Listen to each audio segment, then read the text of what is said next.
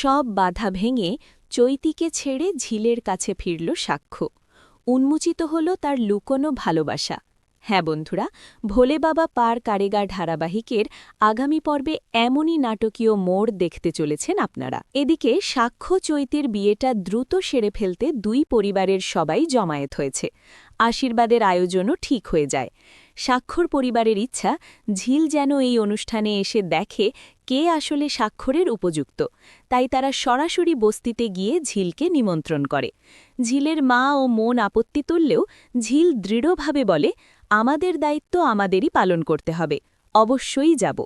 অন্যদিকে সাক্ষ্য প্রতিটি মুহূর্তে ভিতরে ভিতরে ভেঙে পড়ছে। সে বারবার ঝিলকে তার অনুভূতির কথা বোঝাতে চাইলেও ঝিল মুখ ফিরিয়ে নেয়। এরপরই সাক্ষ্য চৈতির আশীর্বাদের অনুষ্ঠান শুরু হয় এবং ধীরে ধীরে এগিয়ে আসে বিয়ের দিন। যদিও প্রায় সব অনুষ্ঠানে উপস্থিত থাকে ঝিল, কিন্তু বিয়ের আসরে দাঁড়ানোর মতো মানসিক শক্তি তার আর থাকে না।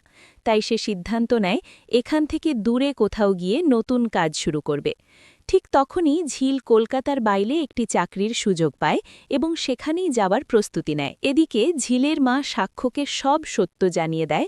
ঝিল কোনোদিনই অন্য কারোর প্রেমে জড়ায়নি, বরং সাক্ষ্যকে ভালোবেসে অপমান, যন্ত্রণা সব সহ্য করেছে। এই কথা শুনে সাক্ষ্য আর পরিবারের চাপ মানতে চায় না। সে দৌড়ে বেরিয়ে পড়ে ঝিলকে ফেরানোর জন্য। শেষমেশ সাক্ষ্য ঝিলকে আটকিয়ে বলে, তুমি কোথায় যাবে? তোমাকে ছাড়া আমি বাঁচতে পারব না।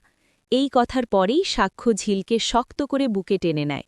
তাহলে বন্ধুরা, যদি সত্যি সাক্ষ্য ঝিলকে ফিরিয়ে আনতে পারে এবং নিজের মনের কথা খোলাখুলি জানিয়ে দেয়, সেটা দেখে আপনাদের কেমন লাগবে কমেন্টে জানাতে ভুলবেন না। আর চ্যানেলে নতুন হলে অবশ্যই সাবস্ক্রাইব করতে ভুলবেন না।